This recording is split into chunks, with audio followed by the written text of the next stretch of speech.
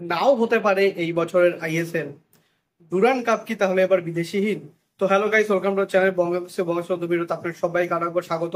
আজকে আমি নিয়ে এসেছি ইন্ডিয়ান ফুটবল আপডেট 13টি পর্ব। তো চলুন একদিন দেরি না করে আজকে ভিডিওটা শুরু করা যাক। বন্ধুরা, আইএসএল নিয়ে যে শঙ্কার কালো মেঘটা সকলের মধ্যে দেখা দিয়েছিল, সেটা কিন্তু অবশেষে সত্যি হলো।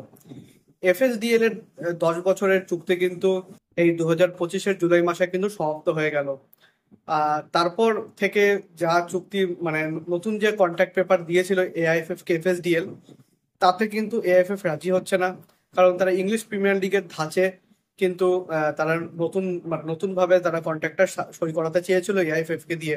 বাট এআইএফএফ কিন্তু যথেষ্ট ডিলেমা দেখিয়েছে এবং তারা কিন্তু রাজি হচ্ছে না সেই কন্ট্রাক্টে। তো এবার এত বড় একটা লিগ, আমরা জানি আইএসএল ফ্র্যাঞ্চাইজি লিগ, তা সত্ত্বেও কিন্তু এটা মানে ইন্ডিয়ার কিন্তু ফার্স্ট মানে কি বলবো ফার্স্ট ডিভিশন লিগ। তারপরে কিন্তু আই লিগ শুরু হয়েছে, যেটা কিন্তু সেকেন্ড ডিভিশন। সুতরাং এত এত এত ক্লাব তারা কিন্তু প্লেয়ারদেরকে সই করিয়েছে মানে এই 1-2 মাস ধরে।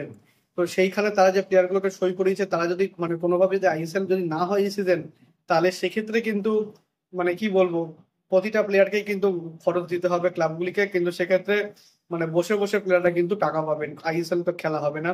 এবং আইএসএল না খেলা মানে কিন্তু পরের সিজনে এএফসি তে কিন্তু কোনো টিমই ইন্ডিয়া থেকে অংশগ্রহণ করতে পারবে না।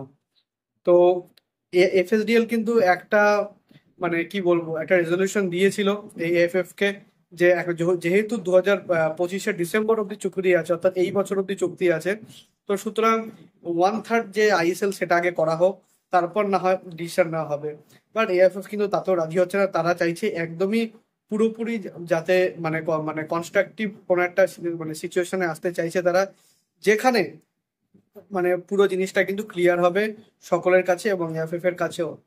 তো এখনো অবধি কিন্তু আইএসএল কিন্তু স্থগিত হয়ে আছে। তবে কোর্টের যে নোটিশ, সেটা কিন্তু 18 তারিখেও দেওয়া আছে। অর্থাৎ 18 তারিখে কিন্তু কোর্টের হিয়ারিং হবে। সেইখানে মহামান্য আদালত তারা কিন্তু একটা ডিসিশন দেবে। সেই ডিসিশন কিন্তু দুই পক্ষ কিন্তু মানতে বাধ্য। এবার দেখা যাক, আমাদের তাহলে আরো একটা সপ্তাহ অপেক্ষা করতে হবে আইএসএল এর ভবিষ্যৎ জানার জন্য। কিন্তু বর্তমানে যা চলছে সেটা কিন্তু ভারতীয় ফুটবলের জন্য খুবই লজ্জাজনক একটা ব্যাপার। আইএসএল এর কথা এখনো তো হোল্ডে রয়েছে, বাট ডুরান্ড কাপ তো এই বছর হচ্ছে। তো ডুরান্ড কাপও কিন্তু বেশ কিছু প্রবলেমে পড়েছে যারা আইএসএল খেলুড়ে দলগুলি তারা। যেমন 3টি club, Kerala Blasters, Mumbai city FC, তারপর হচ্ছে চেন্নাই এফসি, তারা কিন্তু অলরেডি কিন্তু নাম সরি এফসি গোয়া, তারা কিন্তু অলরেডি কিন্তু মানে নাম তুলে দিয়েছে ডুরান্ড কাপে, তারা কিন্তু অংশগ্রহণ করবে না। এবার মোহনবাগান ইস্ট বেঙ্গলের কথা যদি আসে, ইস্ট বেঙ্গল তো অংশগ্রহণ করছে, মোস্ট প্রবাবলি তারা হয়তো ফার্স্ট ম্যাচ থেকে তাদের ফার্স্ট ইলেভেন নামাতে পারবে না, মানে পুরো সম্পূর্ণরূপে বিদেশি নিয়ে। বাট পরের ম্যাচগুলো থেকে তারা হয়তো একদম ফুল স্ট্রেংথ স্কোয়াড নিয়ে তারা কিন্তু মাঠে নামবে। বাট মোহনবাগানের বিদেশিরা এবং জোসে মলিনা, তারা কিন্তু প্রথম ম্যাচের আগে কিন্তু উপস্থিত হতে পারবে না। আর মোহনবাগান একটা, যারা মোহনবাগান ফ্যান্স তাদের জন্য একটা সুখবর, যে মোহনবাগান কিন্তু যে 4টে শর্ত দিয়েছিল তারা কিন্তু ডুরান্ড কমিটি মানতে রাজি হয়েছে, যে কারণে মোহনবাগান কিন্তু ডুরান্ড কাপে খেলবে বলে তারা সম্মতি জানিয়েছে। বাট তারা কিন্তু আরো একটা শর্ত এখন মানে এএফএফ এর কাছে দিয়েছে, সেটা হলো বিদেশিহীন ডুরান্ড করার কথা। এর আগে মোহনবাগান ম্যানেজমেন্ট এবং ইস্ট বেঙ্গল ম্যানেজমেন্ট যৌথভাবে কিন্তু একটা লেটার দিয়েছিল, সেটা আইএফএ কে দেওয়া হয়েছিল। সেখানে বলা হয়েছিল যে বিদেশিহীন সিএফএল টুর্নামেন্ট করার কথা। এবং সিএফএল এর যে তখন যে কমিটি ছিল, অর্থাৎ আইএফ এর যারা যুগ্ম সচিব এবং যারা সেই প্যানেলে ছিলেন, তারা কিন্তু সেই মানে সেই সম্মতি তারা জানায় যে হ্যাঁ, পরের সিজন গুলো থেকে কিন্তু বিদেশিহীন ভাবে করা হবে সিএফএল কাপ, যাতে আমাদের দেশীয় ফুটবলারদের কিন্তু উন্নতি হয়। এবং তারপর থেকে কিন্তু সিএফএল কিন্তু প্রতি বছর বিদেশিহীনই হয়ে আসছে। তো সেরকমই কিন্তু মোহনবাগান আবার একটা অ্যাপিল রেখেছে এএফএফ এর কাছে। এবার দেখা যাক এএফএফ কি মোহনবাগানের প্রস্তাবে সাড়া দেয় না দেয় না।